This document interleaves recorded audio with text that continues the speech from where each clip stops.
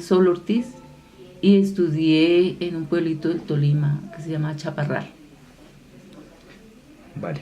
Bueno, entonces, pues para comenzar me gustaría que me contaras, pues en esos tiempos, cómo eran, qué materias veías, cómo era el pensum, las materias.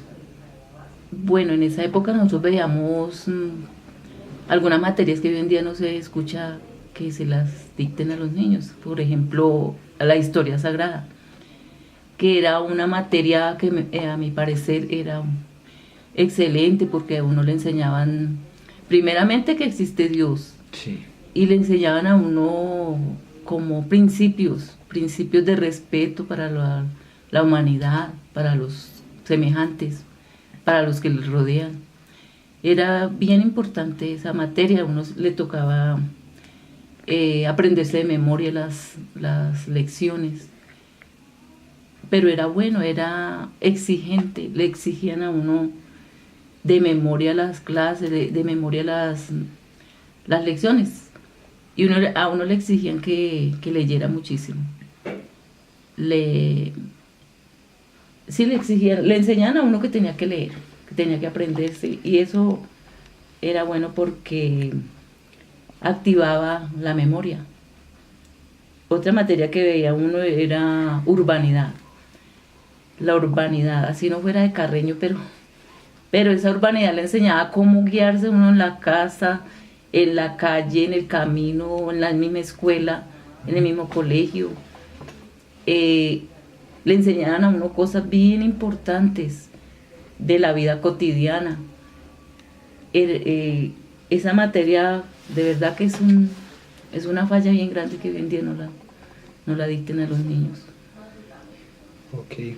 Entonces, había bastante énfasis en los valores, ¿verdad? Mucho énfasis en los valores, en el respeto sobre todo, en la honestidad, en la responsabilidad, eh,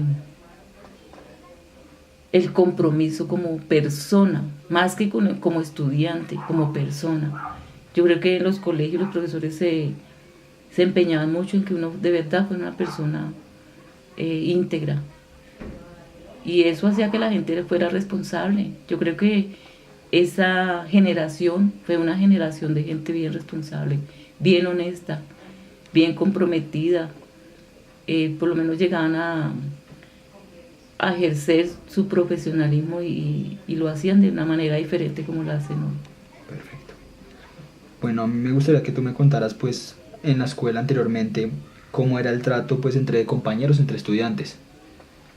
Pues ese mismo trato se veía reflejado, como lo decíamos, porque a uno le enseñaban el respeto por lo menos a los maestros, uno respetaba muchísimo a esos maestros, los quería, los amaba, porque además que le enseñaban esos valores y uno veía entre toda la comunidad educativa ese respeto.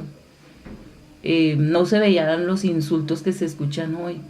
Por lo menos los niños hoy en día tienen una manera bien particular de saludarse. Usted, hola, no sé qué, hola, sí sé cuántas. Y si eso es un amigo, imagine qué tal de enemigo.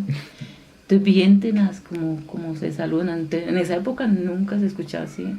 O sea, una grosería no se escuchaba en el colegio. Nunca, y por la calle, pues no, uno no escuchaba eso. Precisamente porque a uno le enseñaban esos valores de, de respeto, de amistad. Valía la amistad, la lealtad. Y era bien buena la educación. A mí me parece excelente la educación de la época en que yo estudié. O sea, verdaderamente que se inculcaran los valores, sí influía entonces en el trato entre Claro que compañeros. influye en el trato, claro que sí, en el trato como personas. Eso es básico, yo creo que en la educación. Pero yo creo que los profesores están maniatados de verdad, para corregir tantas cosas que se ven hoy en día y que conllevan a cosas. ¿Por qué tanta violencia? ¿Por qué tanto irrespeto? Porque las personas no se respetan entre sí. O sea, en lo mínimo que es en el saludo, en el trato así. Uno no conocía a la otra persona, pero uno lo respetaba, lo saludaba, lo tenía presente como persona que merece el buen trato. Que lo que no quería para uno tampoco quiere hacerlo los demás. Pues bueno, ahora que usted trata lo del la corrección del docente al estudiante, a mí me gustaría que me contara un poquito respecto a cómo eran los correctivos antes en la escuela. Pues eran correctivos bien, bien fuertes. Por ejemplo, lo colocaban a uno en el sol, o sea, un castigo en el sol, el rayo de sol, porque primero allá era tierra caliente y eso, pues uno le temía que lo colocaran más en el sol. Y otro correctivo era, lo arrodillaban a uno como en arena o en piedritas bien pequeñitas, en cascajo que les llamamos nosotros allá. Sí. Ahí lo arrodillaban a uno, le ponían ladrillos en la mano así. Ahí, bueno, media hora van a estar así. Pues muchas veces nosotros lo tomábamos con risas y todo eso. Incluso nosotros no nos poníamos bravos con el profesor. ¿Por qué me hacen eso? Como se supone que hacen los muchachos hoy en día. O sea, uno asumía que se mereció ese castigo y lo asumía como tal, ¿no? Pues digamos no con decoro, pero por lo menos respetaba esa decisión del maestro, de que uno la embarró, entonces pues no tiene que pagar eso. Sí. Y, por ejemplo, llevar el uniforme, para uno era un honor llevar el uniforme al colegio. El uniforme era en tal condición que se llevaba puesto, y para uno era un honor llevarlo así. O sea, uno se sentía como una persona digna llevando el uniforme del colegio, y así mismo uno lo hacía respetar, llevándolo como tal, bien puesto, en la medida que le exigían. Por lo menos las mujeres lo llevábamos debajo de la rodilla, o sea, y se veía todo uniforme. Y muchas de las niñas entonces le subían un poquito, unos centímetros, y entonces le quitaban todo el dobladillo y le quedaba mucho más abajo. Pero entonces, como digo, uno lo asumía tal vez con risa, tal vez con diciendo excúseme, discúlpeme, no lo vuelvo a hacer. O sea, uno se disculpaba porque uno había aprendido que había que respetar. Y lo mínimo o lo mucho que es eso, llevar un uniforme, que hoy en día no parece respetarse por parte de los alumnos. Llevan un uniforme de cualquier manera e infringen leyes con ese uniforme. Por lo menos a uno le dice, mire, cuando lleve el uniforme, usted trate en lo posible de portarse correcto. O sea, era un honor llevar ese uniforme como alumno. Bueno, y pues ya para finalizar, la última pregunta es si cree usted que la educación en Colombia ha mejorado o al contrario pues ha deteriorado. Pues para mí la educación en Colombia se ha deteriorado, pero años luz y de manera así vertiginosa, porque primero no ha ido al ritmo de la necesidad de la sociedad, y al maestro como que le entregan el hacer milagros allí con esa sociedad, y no tiene el respaldo ni de los estamentos gubernamentales ni de la familia. O sea, él solo tiene que transformar esa niñez o esa juventud que va muy mal encaminada. Y es bien complicado desde ese punto de vista.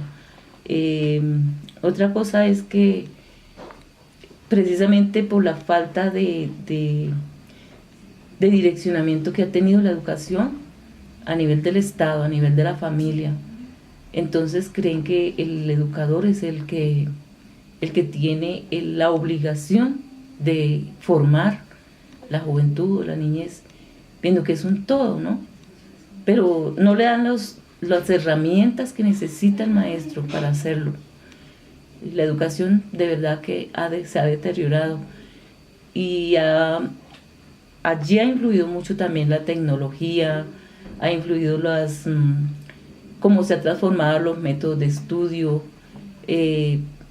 Por lo menos la tecnología, uno ve que los muchachos hoy en día llegan a finalizar el bachillerato y no saben sumar, para poner un ejemplo nada más, no saben multiplicar, porque ahora pues está la calculadora, está la internet, está el teléfono celular. O sea, no hay como ese sentido de verdad de educación como tal.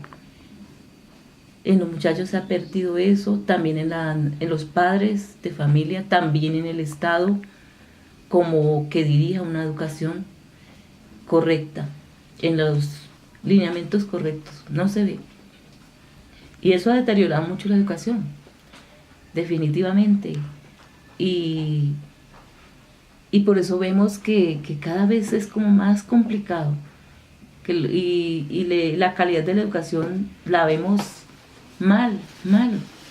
Precisamente por eso, porque no hay condiciones para llevar a cabo una educación que, que de verdad valore o que tenga en cuenta al niño como tal, como un ente que necesita cambios, que necesita acomodarse a los cambios de la sociedad. Entonces ahí como que anda cada uno en un diferente camino, buscando unos objetivos diferentes. Los niños van buscando un objetivo diferente a los padres y al Estado, pero el Estado le exige al maestro, le exige que sea la escuela la que cambie al niño, la que cambie incluso a los papás. Entonces se ve muy complicado que esa educación llegue a transformar a la sociedad.